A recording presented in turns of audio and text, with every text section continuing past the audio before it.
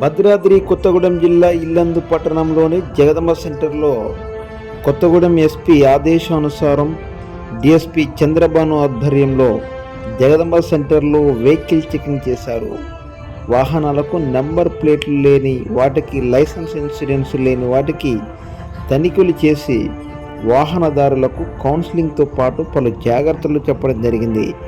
Number ప్లేట్లు లేని వెహికల్స్కు జరిమానా విధిస్తూ నెంబర్ ప్లేట్ పెట్టిన తర్వాతే వెహికల్స్ పంపించడం జరుగుతుందని, అదేవిధంగా డిఎస్పీ వాహనదారులకు కౌన్సిలింగ్తో పాటు సైబర్ నేరాలపైన అవగాహన కల్పించారు. ఈ కార్యక్రమంలో ఇల్లందు సిఐ బత్తుల సత్యనారాయణ, ఎస్ఐతో పోలీస్ బృందం పాల్గొన్నారు.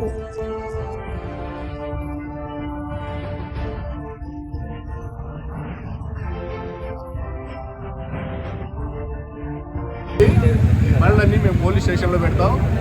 మీ ఆర్సీ బుక్ నెంబర్ ప్లేట్ వేసిన తర్వాతనే బయటికి పంపిస్తాం. అర్థమైందా? ఎందుకంటే వితౌట్ నెంబర్ వేసుకొని తిరగడం అనేది నేరం.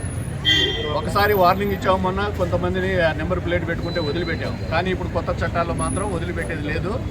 పనిష్మెంట్ మాత్రం పక్కా ఉంటుంది, భారీ ఎత్తున ఉంటుంది. కొద్దిగా జాగ్రత్తగా ఉండండి, అందరూ సహకరించండి. చట్టాలు అందరికీ సమానమే, నువ్వైనా నేనైనా ఎవరున్నా.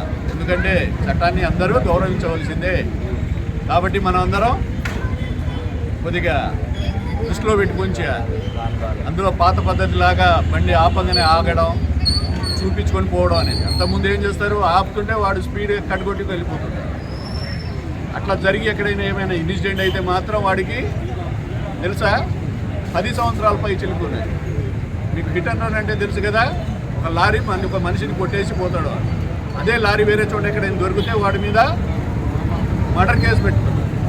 304B అని చెప్పేసి ఆ కేసులో కొత్తగా వచ్చింది. మినిమం 10 సంవత్సరాలు 10 సంవత్సరాలు ఉంది. అదే పాత పద్ధతిలో అయితే 304Aలో ఏదో పనిష్మెంట్ మీద వాడు తప్పైపోయింది సార్ అంటే మేజిస్ట్రేట్ గారు ఒక 5,000 10,000 ఏదో ఫైన్ వేసేసి వదిలిపెట్టి. కానీ ఇప్పుడు మాత్రం మినిమం 10 సంవత్సరాలు ఉంది దాన్ని. అందుకే ఎప్పుడైనా యాక్సిడెంట్ అయితే వాడిని మీరు హెల్ప్ చేయండి. మీకు ఏదో అనుకోకుండా జరిగింది సార్, ఇది తప్పైపోయింది సార్ అని చెప్పేసి అక్కడే ఉండి వాడిని కొద్దిగా హెల్ప్ చేస్తే వాడంతటా వాడే మీకు సహకరిస్తాడు. ఏంటి, అవును సార్ నేను రాగురుట్లో ఏదో పోతున్నా అని హార్న్ కనపడలేదు, ఏదో ఆలోచించుకుంటూ పోతున్నా, ఏదో తగిలింది, కింద పడ్డా, కాబట్టి వాడు నాకు హెల్ప్ చేసిండు, ఇది చేసిండంటే అది చాలా ఇది. అందుకే ఫస్ట్ అడుగుతాడు, ఎవడైనా యాక్సిడెంట్ అయిపోయింది ఎవడు చేసిండంటే ఈయనే చేసిండు సార్ అంటే ఏం చేసిండాడు, నీకు హాస్పిటల్ తీసుకెళ్ళి ఇలాంటి.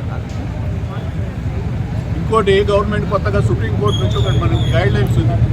సుప్రీంకోర్టులో ఎవడైనా యాక్సిడెంట్ అయినప్పుడు ఆ మనిషిని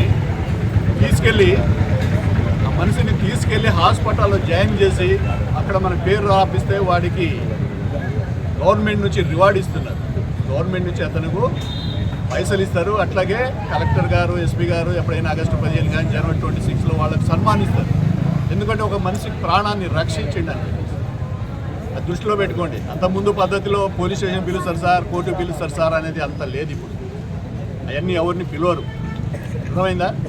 కొద్దిగా దృష్టిలో పెట్టుకొని నడవండి. అందరూ మాకు సహకరిస్తే మేము మీకు సహకరిస్తాం. ఈ పనులన్నీ సీజ్ చేసి